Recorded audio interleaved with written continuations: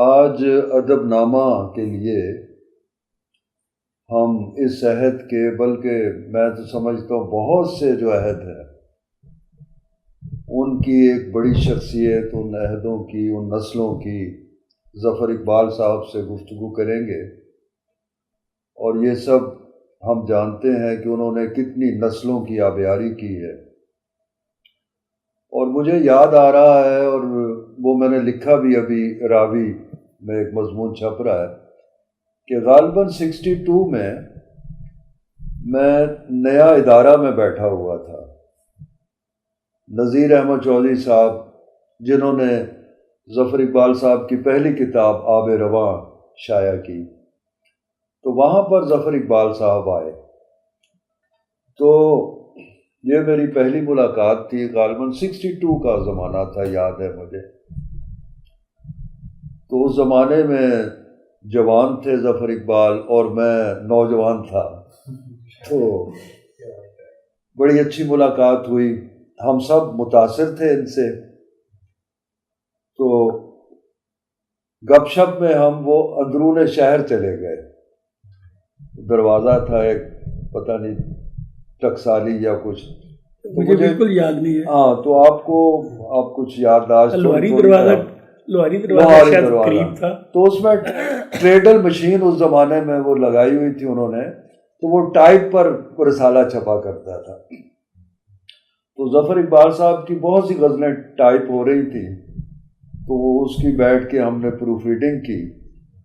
اور وہ یہ واقعہ جو ہے اس میں خاص ایک بات، ہم جو نئے لوگ تھے وہ اپنے تھوڑے سے سینئر سے یا دوستوں سے ایک لایانی سا سوال کیا کرتے تھے کہ آپ کا پسندیدہ شاعر کون ہے؟ تو میں نے ظفر صاحب سے کہا کہ آپ کا پسندیدہ شاعر کون ہے؟ تو انہوں نے کہا کوئی بھی نہیں۔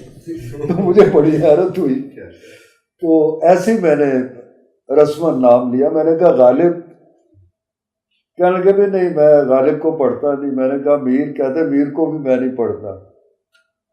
تو کہنے لگے میرے پاس ان کی دیوان یا کلیات تھی، وہ تو لوگوں کو میں نے دے دی کہ میں نہیں پڑھتا ان کو، اس لیے کہ یہ مجھ پر سوار ہو جائیں گے اور میں ان کے اثر سے باہر نہیں نکل سکوں گا۔ ہاں، یہ بات تو یہ بات میں نے لکھی، اب ان کو یاد آ گیا کہ یہ میں نے مضمون میں لکھا ہے اسی طرح۔ تو اس میں ایک سوال یہ پیدا ہوتا ہے کہ کیا خوف تھا یہ کہ میں ان کے سائے میں نہ آ جاؤں، ان کے احتیاط سی، احتیاط اور خوف۔ تو اپنا راستہ بنانے کے لیے ظاہر ہے احتیاط اور خوف اور پرانی پگ ڈنڈیاں چھوڑ کر کہیں اور جانا پڑتا ہے۔ تو ظفر اقبال صاحب آپ نے جو ابتدا کی، اور میری مطلب بڑا میرے لیے اعزاز ہے کہ آب رواں 62 میں غالباً چھپی، جی، اور 68 میں آنکھیں چراغ چھپی، تو 6 سال کا ایک فاصلہ ہے۔ تو اس زمانے میں میں بھی اور بہت سے لوگ ان سے متاثر تھے، حالانکہ ان کی بھی ابتدا تھی، لیکن پھر بھی انہوں نے ایک ایسا فلیش مارا تھا، ایک ایسا لشکارہ مارا تھا کہ اس کی روشنی ہمیں چکا چوندھ کر رہی تھی۔ تو اس زمانے میں جب ناصر کاظمی، منیر نیازی، شہزاد احمد بھی اپنا ایک کام کر رہے تھے، تو آپ نے ایک نیا لشکارہ کیسے مارا؟ وہ جہاں تک مجھے یاد ہے، میرے ذہن میں ایک بات لازمی طور پر ہوتی تھی کہ میں نے ان سب سے مختلف ہونا ہے، کسی کی میں نے پیروی نہیں کرنی۔ کسی مختلف ہونے میں، یہ اختلافی کوئی راستہ تلاش کرنے میں شاید کامیاب ہو گیا تھوڑا بہت، اور میرے پاس کوئی گیدڑ زنگی نہیں تھی ایز سچ۔ تو پھر یہ بھی ہے کہ آپ نے کوئی زبان کی توڑ پھوڑ بھی شروع کر دی بعد میں۔ جی، تو یہ کیسے خیال آیا آپ کو کہ اس سے نئی شاعری بن سکتی ہے؟ جی، میرا خیال ہے، میں یہ سمجھتا تھا کہ زبان جو ہے وہ شاعری میں بنیادی کردار ادا کرتی ہے، اور زبان ہی کی وجہ سے شاعری نئی یا پرانی ہوتی ہے۔ تو کچھ الفاظ ایسے تھے، میں سمجھتا ہوں اسے عظیم، فنکار، درد، پیار، یہ لفظ جیسے گھس چکے تھے، جیسے سکے گھس جاتے ہیں نا تو بیکار ہو جاتے ہیں، تو یہ لفظ معنی دینا چھوڑ گئے تھے۔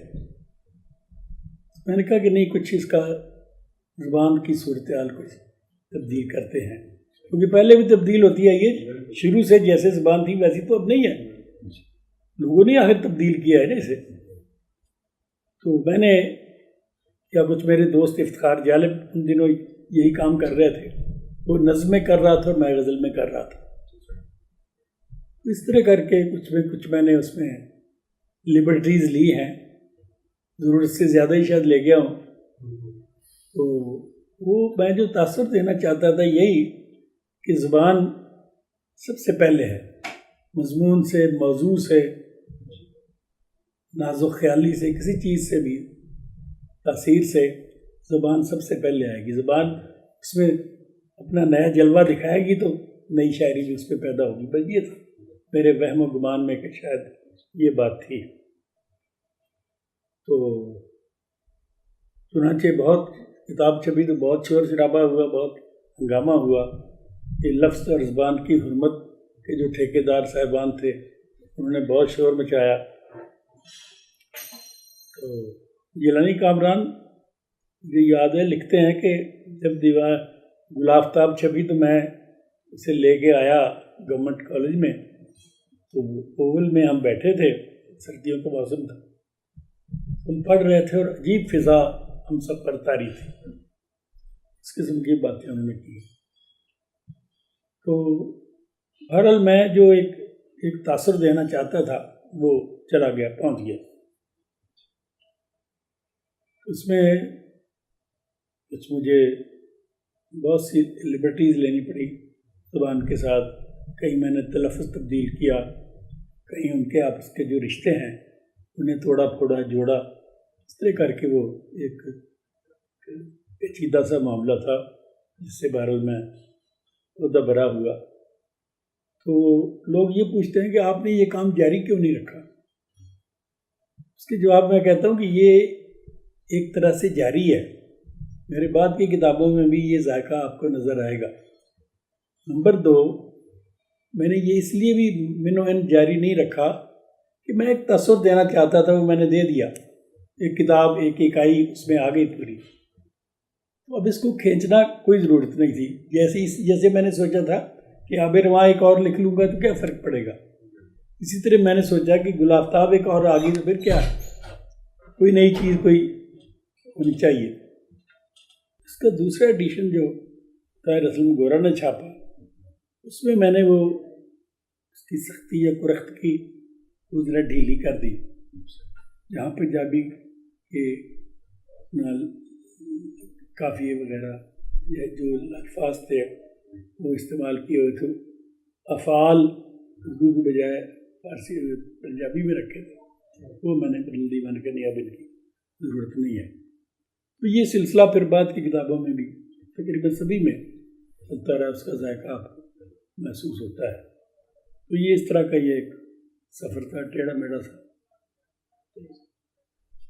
یہ بالکل صحیح ہے ظفر اقبال صاحب جیسے بتا رہے ہیں کہ لفظ ہی نہیں جب آپ بدلتے ہیں، لفظ خیال ہوتا ہے، یہ مطلب ایک ڈھیر لگا ہوا، ستمگر، کوچہ قاتل، بے وفا، جفا اور میں خانہ، باعث، پیمانہ، تو یہ ایسے ایک ڈھیر لگا ہوا ہے، وہ اسپیئر پارٹس کا جیسے نا بلال گنج کھولا ہوا ہے شاعروں نے، اسی کو ریپیٹ کرتے جاتے ہیں کہ بھائی پرانے پرزے ٹھیک ہے استعمال ہوتے ہیں لیکن ایک عمر ہوتی ہے ان کی بھی، تو پھر بعد میں تو آپ کو گاڑی کو دھکا ہی لگانا پڑتا ہے، تو دھکا سٹارٹ شاعری تو تھوک کے حساب سے ہو رہی ہے پہلے ہی۔ تو ظفر صاحب آپ نے یہ جو ایک تو زبان کو بنانے کی، تراشنے کی کوشش کی، تو دوسرا خیال کو جو مضمون ہے اس کو آپ کیا سمجھتے ہیں کہ ہمارے جو موضوعات ہیں شاعری کے، غالب سے ناصر کاظمی تک، ہم تک، تو اس میں کوئی بنیادی تبدیلی نہیں آئی، موضوعات بڑے محدود ہیں شاعری کے، سوائے غالب اقبال یا راشد کے ہاں. ان کے ہاں وہ ایک فکری لیول بھی ہے، کائنات سے مکالمہ ہے، خدا سے ہے، انسان سے ہے. تو ہماری جو جدید شاعری ہے اس کے موضوعات میں کیا کچھ یا کوئی منصوبہ ہو سکتا ہے کہ موضوعات کو وسیع کیا جائے؟ دیکھیے جی، اصل بات یہ ہے کہ غزل جو ہے نا وہ عشقیہ شاعری، محبت کی شاعری بنیادی طور پر، اور اس کی تعریف بھی یہی کی گئی ہے کہ حرف با زنا گفتن، یعنی عورتوں سے باتیں کر. تو یہ چل اس طرح رہی ہے، یہ غزل قائم اسی وجہ سے ہے کہ جب تک لوگ محبت کرتے رہیں گے تب تک غزل لکھی جاتی رہے گی اور اپریشیٹ کی جاتی رہے گی. تو ہم جو اس کے ساتھ زیادتی ہم نے یہ کی کہ ادھر ادھر لے گئے فلاں. میرا ایک شعر بھی ہے کہ غزل کہ تھی ہی ظفر حرف با زنا گفتن، کہاں کہاں لیے پھرتے رہے غریب کو ہم. تو یہ میرا اپنا ایٹیٹیوڈ، میں جانتا تھا کہ یہ بنیادی طور پر یہ محبت کی شاعری ہے، اور یہ ختم اس لیے نہیں ہوتی غزل کہ لوگ محبت کر رہے ہیں اور شاعری ہو رہی ہے اور لوگ پسند بھی کر رہے ہیں، ان کی ضرورت بھی ہے. تو بیسیکلی یہ محبت کی شاعری ہے میں سمجھتا ہوں. اس لیے اس میں لمبی چوڑی خیال آرائی کی یا اس میں کائنات کو گھسیٹنے کی، انسان اور خدا کو ملانے کی ایسا ضرورت نہیں. اگرچہ منہ کا ذائقہ بدلنے کے لیے یہ کام بھی ہوتا رہا ہے، اب بھی ہو رہا ہے، ہم لوگ بھی کرتے رہتے ہیں، کبھی کبھار چھیڑ چھاڑ کرتے ہیں اس کے ساتھ. تو بیسیکلی یہ محبت کی شاعری. اچھا، ایک ترقی پسند تحریک بھی شروع ہوئی. ایک رخ انہوں نے یہ کیا کہ جی سماج سدھار کا کام بھی شاعر کو کرنا چاہیے، اسٹیٹ کے لیے بھی کوئی تصور اس کے پاس، آئیڈیالوجی ہونی چاہیے. اور آپ نے، میں جانتا ہوں کہ آپ نے سیاست میں بھی حصہ لیا. جی جی. اور آپ کی شاعری میں بھی کہیں کہیں وہ ٹچ ہے. اور میں اکثر وہ شعر سنایا کرتا ہوں لوگوں کو، روٹی کپڑا بھی دے مکان بھی دے پر مجھے جان کی امان بھی دے. بہت زبردست شعر. تو کیا یہ ذمہ داری ہے شاعر کی کہ وہ سماج اور سیاست کے لیے؟ بیسیکلی یہ سماج سدھار کا کام نہیں ہے جو شاعر کا ہے، یہ سیاست دانوں کا کام ہے. اور سیاست دانوں کا سجدہ ہے آدمی منہ کا ذائقہ بدلنے کے لیے شعر ایسے کہہ لے جو عوام کو پسند ہوں، یا سماج کو بدلنے کی، یا اس میں یہ ایسی صورتحال پیدا ہو. تو میں سمجھتا ہوں کہ یہ شاعری کو نقصان پہنچاتی ہے. فیض کی شاعری جو ہے میں اسے سیاسی شاعری سمجھتا ہوں. شاعری کا سیاست سے کیا تعلق ہے؟ آپ سیاستدانوں کو سیاست کرنے دیں. کسی سیاستدان نے بھی آپ کی طرح شاعری شروع کی ہے، یہ ان کا ڈومین ہے، آپ اپنا کام جاری رکھیں. تو دل کے معاملات ہیں، محبت کے معاملات ہیں. باقی دوسری چیزوں پر سوچنا وہ نظم گو کا کام ہے. اقبال جیسوں کا، راشد جیسوں کا، وہ کرتے رہیں بیٹھ مجید امجد. تو یہ ہے میرا اس میں، بے شک اس میں تنگ نظری نظر آئے یا کچھ بھی ہو، لیکن غزل کا جسٹ یہی ہے کہ یہ محبت کی شاعری ہے بیسیکلی. اب اس کو پھیلا دیں، ادھر ادھر لے جائیں، لیکن تو اس پہ کوئی مزہ نہیں آئے گا آپ کو. جو شعر عام ہو جاتا ہے، ضرب المثل بن جاتا ہے، ان میں اکثریت ایسے اشعار کی ہے جو محبت سے متعلقہ ہوتے ہیں یا کوئی بہت بڑی حقیقت ان میں بیان کی گئی ہوتی ہے. تو یہ ہے معاملات اس کے. اچھا، ایک لفظ آپ استعمال کیا کرتے ہیں، مجھے بھی آپ نے کہا تھا کہ کبھی کبھی میں شرارت بھی کرنا. تو وہ شرارت میرے نزدیک تو مطلب جیسے میں نے وہ بات کر رہا تھا کہ چھوٹی چھوٹی چیزیں ہی بڑی چیزیں ہوتی ہیں. بڑے بڑے فلسفے، بڑی بڑی باتیں جو ہیں اس میں کچھ نہیں. تو یہ بچوں کی شرارتوں سے، بچوں کی چھوٹی چھوٹی معصوم حرکتوں سے بڑی بڑی باتیں اخذ کی جاتی ہیں یا جا سکتی ہیں. لیکن آپ کن معنوں میں یہ کہتے ہیں کہ کبھی کبھی میں شرارت بھی کرنا؟ نہیں، میں تو اکثر شرارت کرتا ہوں. کبھی کبھی نہیں، میں اکثر شرارت کرتا ہوں، اور اس سے شعر ریڈیبل ہو جاتا ہے، دلچسپ ہو جاتا ہے، لوگوں کی دلچسپی اس پہ برقرار رہتی ہے. ضروری نہیں کہ ہر وقت آپ عشق کی مالیں جپتے رہیں اور یہ کرتے رہیں. آپ کا ادھر ادھر دیکھنے پر لوگوں کو متوجہ کرنے کے لیے یہ کام کرنا پڑتا ہے, اور یہ اس میں خاصی حد تک کامیاب ہوں میں سمجھتا ہوں. بالکل صحیح. اچھا, آپ کا کچھ سلسلہ یہ محبت والا جو ہے مجھے یاد آ رہا ہے کہ کسی نے مجھ سے انٹرویو کیا تھا کہ انتظار حسین نے کہا ہے کہ ادب سے عشق ختم ہو گیا. تو انہوں نے کہا آپ کا کیا خیال ہے؟ میں نے کہا ادب سے تو عشق ختم نہیں ہوا, انتظار حسین کی زندگی سے ختم ہو گیا. تو جیسے آپ نے کہا واقعی شاعری میں, ادب میں تمام جتنے بھی اس کے اصناف ہیں اس میں محبت کا عنصر تو کبھی ختم نہیں ہو سکتا.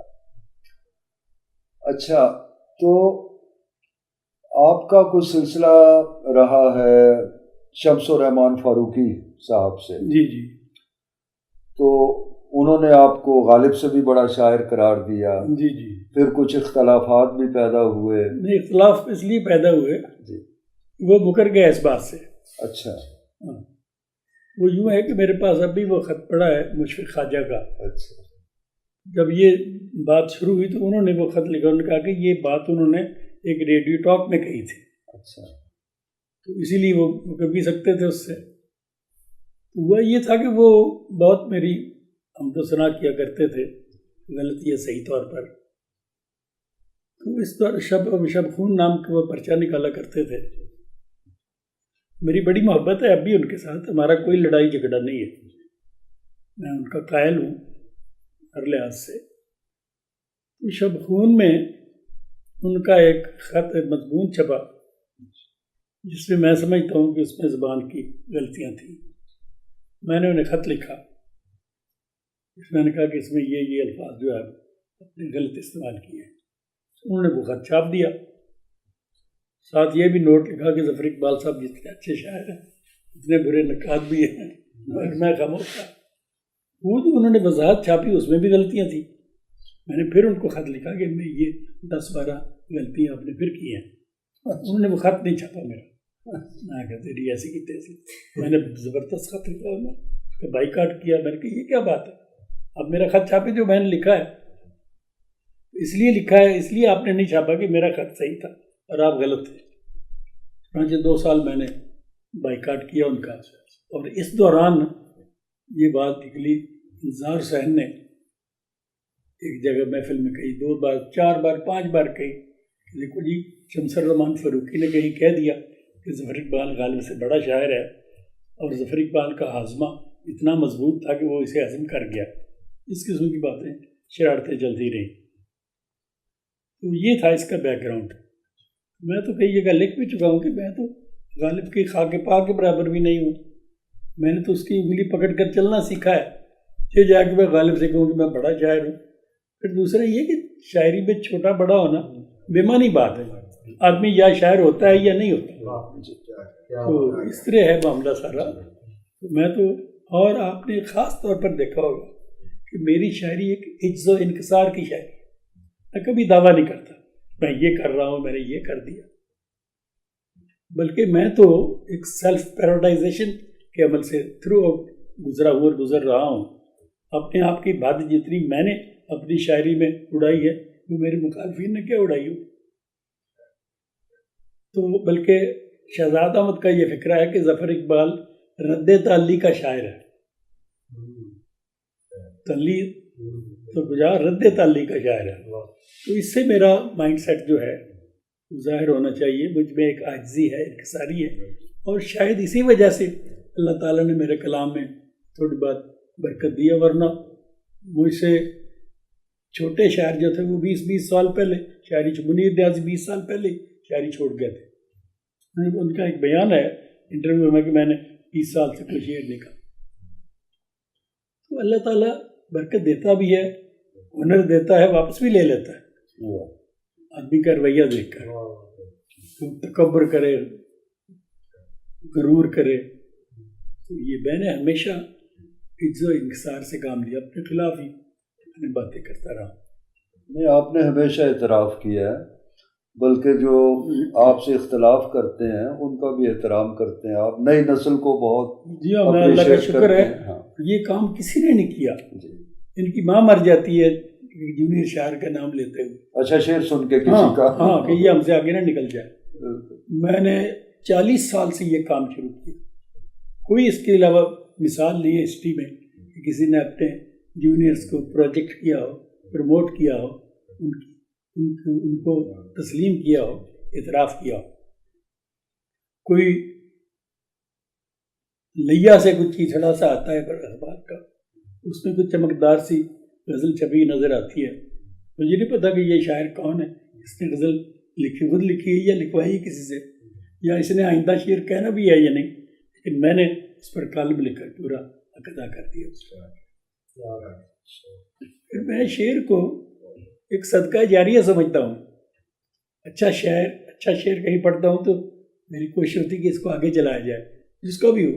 میرے کالموں میں آپ نے دیکھا ہوگا اچھا شعر جو ہے کسی کا بھی، تو میں اخیر پر یہ کہ وہ ایک دو شعر ٹکا دیتا ہوں فلاں شاعر کے فلاں شاعر. یہ تو جیلس اتنے ایک دوسرے سے. ایک دفعہ باتیں ہو رہی تھی، ابرار احمد بڑا خوبصورت نظم کا شاعر، کہہ رہے تھے اپنا شہزاد احمد کی بات ہوئی، حسد کی، جیلسی کی. میں کہ یار میں تو کسی سے حسد نہیں کرتا. ابرار احمد کہتے آپ سے کوئی بہتر ہو تو آپ اس سے حسد کریں. میں نے کہا نہیں یار ایسی بات نہیں، میری طبیعت ہی ایسی ہے، ایکسیپٹنس میری بات ہے. ہوں اس کا سب سے زیادہ نیاز مند ظفر، جو شہر میں میرا سب سے بڑا مخالف. میں تو لوگوں کو محبت کرتا ہوں، اپنے مخالفین سے بھی، اپنے محبت کرنے والوں سے بھی، اور اپنے ناقدوں سے، اختلاف کرنے والوں سے، اختلاف کرنے والوں سے. میں خود اختلاف کرتا ہوں، اس لیے میں کہتا ہوں کہ اختلاف کا حق ہر شخص کو حاصل ہے. میں اگر کرتا ہوں تو مجھ سے میرے ساتھ کیوں نہیں کوئی اختلاف کر سکتا. یہ میرا ایٹیٹیوڈ تھرو آؤٹ رہا. اچھا آج ظفر اقبال صاحب کے جو کچھ ہم کر رہے ہیں، جو کچھ کر چکے ہیں، اس موڑ پر کھڑے ہو کر آپ سوچتے ہیں کوئی نیا ویژن اور بھی ہو سکتا ہے نئی نسل کے لیے؟ نئی شاعری کیسے اب اور کی جا سکتی ہے؟ شاعری ہر 10 سال کے بعد اپنا فیشن تبدیل کرتی ہے، اور یہ شروع سے ہوتا ہے. ہمارے بعد جو ہے اس سے ذرا مختلف شاعری ہو، نیا ویژن ہوگا یا نیا راستہ ہوگا یا نیا لب و لہجہ ہوگا. یہ قدرتی بات ہے، یہ ہونا ہی ہے، کیونکہ آپ ایک ہی طرح کی شاعری ہمیشہ پسند نہیں کر سکتے. آلو گوشت آپ کو کتنا بھی اچھا لگتا ہو، آپ ہر روز آلو گوشت نہیں کھا سکتے. ویرائٹی اسپائس آف لائف، لوگ ویرائٹی پسند کرتے ہیں. اسی وجہ سے نئے شاعروں کا امکان اور ان کی گنجائش جو ہے وہ نکلتی رہتی ہے. آپ کی بہت سی ڈائمنشن ہیں، اس میں ہرے ہنیرے پنجابی کا ایک مجموعہ، پھر اور بھی آپ نے پنجابی لکھی اس کے علاوہ، تو پنجابی کی طرف زیادہ رجحان کیوں نہیں رہا آپ کا؟ وہ میں ایک دفعہ لکھا بھی تھا کہ میں اپنے آپ کو مجرم محسوس کرتا ہوں کہ اتنا میں نے اردو میں کام کیا، یہ میں نے پنجابی میں کرنا چاہیے تھا. لیکن اب بھی اللہ کا شکر ہے کہ میرا پنجابی کا کلیات پنڈوکڑی کے نام سے یہ سکرا صدف نے پلاک والوں نے بہت چھاپا ہے. تو اس میں 3 کتابیں ہرے انیرے ہے، اس کی کتاب غزلوں کا ایک اور مجموعہ ہے ککڑ کھے، اور ہے کہ ککڑ کھے اڑائی اپنے سے ڈج پائی. تیسرا ہے نظموں کا مجموعہ اس میں کل کے نام سے.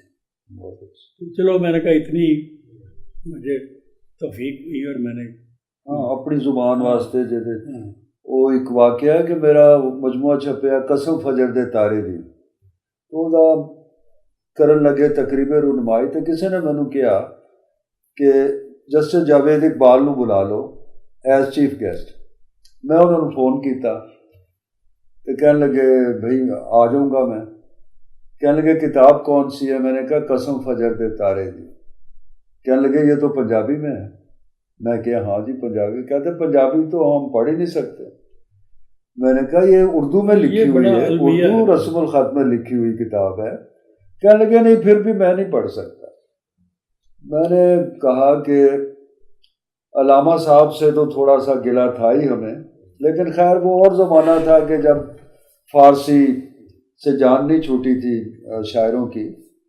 لیکن میں نے کہا آپ سے تو زیادہ گلہ ہے کہ پنجابی ہو کے آپ لوگ پنجابی کی طرف کوئی توجہ نہیں، کوئی آپ نے مطلب یہ کمال ہے کہ آپ اردو میں لکھی ہوئی پنجابی نہیں پڑھ سکتے.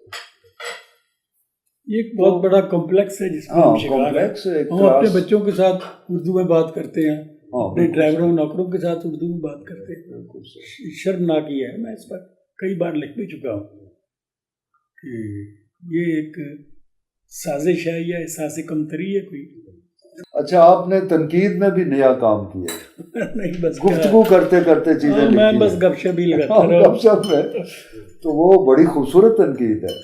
گوپی چند نارنگ نے یہ کہا کہ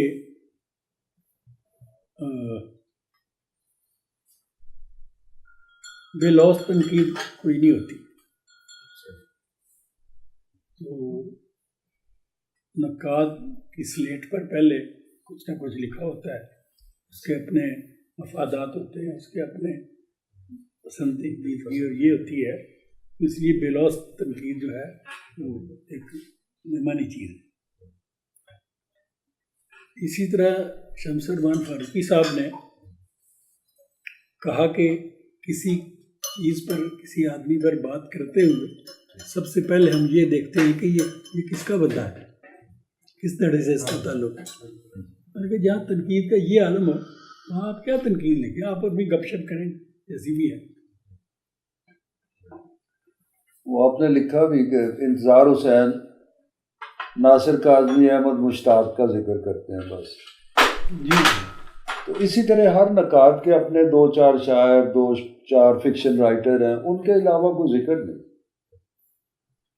ابھی تک جتنی تنقیدیں ہماری وہ ناصر کاظمی، منیر نیازی، شہزاد سے آگے نہیں بڑھی. ظفر صاحب نے نئے لوگوں کو شامل کیا اس میں، ان پہ سیدھے سادے چھوٹے چھوٹے کالم لکھے، اور وہی سچی بات وہی ہے.